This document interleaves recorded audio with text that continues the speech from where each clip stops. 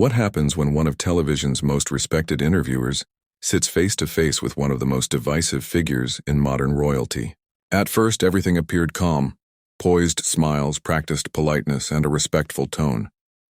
But beneath the polished surface, another current was moving quietly, steadily, and unmistakably.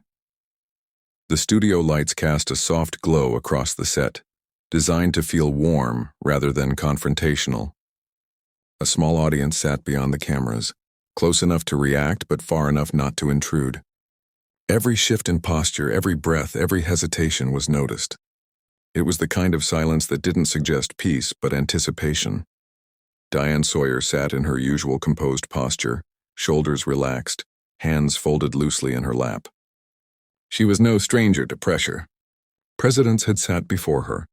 Scandal-stricken celebrities, war survivors, CEOs with everything to lose. She approached each one with the same demeanor, curious but not gullible, respectful but never submissive. Across from her sat Meghan Markle, immaculate in a cream blouse and navy blazer, her posture straight but not rigid. She smiled easily, but there was calculation behind it. Not deceit, awareness. She knew every blink would be analyzed, every crossed leg dissected, every pause interpreted as either fragility or strategy. 5 seconds of silence. Then the tally light glowed red. "Thank you for being here," Diane said warmly. Meghan met her gaze. "It's always enlightening to appear on platforms where I can correct the twisted narratives people like to create." A polite laugh moved through the audience, not in support, not in mockery, but in acknowledgement that the first shot had been fired. Diane didn't flinch. She simply nodded, as if collecting that sentence like a bead of data. "People have seen the headlines," she continued, "but they haven't always heard your voice. So let's start simple. How are you?" Meghan crossed her legs slowly, her heels clicking softly against the floor. "Life is demanding.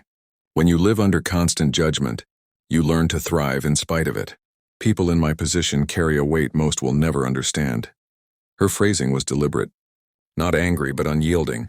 She did not ask for sympathy. She declared struggle as fact. Silence again. Diane let it breathe. Silence, after all, is a question without words. "Was there a moment," Diane asked softly, "when you realized your life had shifted into something irreversible?" Meghan hesitated. Not from uncertainty, calibration. "Yes," she said finally. She didn't elaborate. Diane waited. "It was when I realized that people I'd never met felt entitled to define me. Not just criticize me, but invent me. I became a symbol, not a person. And once the world decides who you are, reclaiming your identity becomes a war." There was no tremor in her voice. No softness. Just truth, or her version of it. "Do you feel misunderstood?" Diane asked carefully, "or misrepresented?" "Both." Another ripple through the audience. "I've been called everything, calculating, overdramatic, attention-seeking. But here's the irony. When I speak, I'm accused of wanting attention. When I stay silent, I'm accused of hiding something. So tell me, what does a woman have to do to exist without being dissected?" It was the kind of line that would echo across news outlets within hours. "Some would say," Diane replied evenly, "that speaking publicly invites scrutiny. That visibility comes with accountability."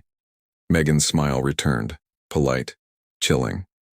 "And I agree. Accountability is fair. Fabrication is not. There's a difference between criticism and character assassination." The atmosphere shifted. What had begun as conversation was now a duel, if not of fact, then of perception. The next questions pressed deeper. Meghan responded not emotionally but strategically. She framed herself as resilient, not fragile. Empowered, not persecuted. Critics might say she sounded defensive. Supporters would say she sounded strong. "Do you believe the media treats you differently because of your background?" Diane asked. Meghan paused. Her eyes narrowed just slightly. Not in aggression, but consideration. "Let's be honest," she said. "Double standards exist, and I've lived inside them. That doesn't mean every criticism is unfair. But when patterns repeat, you start asking who benefits from portraying you a certain way." Diane didn't push further on that point. Instead, she pivoted. "Do you think there's anything you would do differently? Anything you regret?" Meghan didn't move. "No." A visible reaction moved through the audience this time, some supportive, some skeptical. Nothing? Diane asked. Regret is for people who believe they made mistakes. I made choices. Some people didn't like them. That doesn't make them wrong. To some, it sounded like strength. To others, stubbornness. But either way, it was definitive. Some might say that refusing regret is a refusal of humility, Diane countered softly. Or they might say it's strength. No one spoke. Not Diane, not the audience. The silence itself was commentary. The final segment shifted back to reflection. What do you hope people understand about you after this conversation? Diane asked. Megan inhaled deeply, her voice quieter than before. I don't need people to agree with me. I don't need to be liked. I just want to be seen accurately. Not adored, not vilified, just understood. The cameras stopped rolling, but nobody moved immediately. Not Diane, not Megan, not the audience. It was the kind of moment where applause would feel wrong, too simple, too decisive. Some viewers watching at home would later call her brave. Others would call her evasive. Some would praise her composure. Others would label it detachment. That was the inevitable outcome of a figure like Meghan Markle. She was not merely heard, she was interpreted.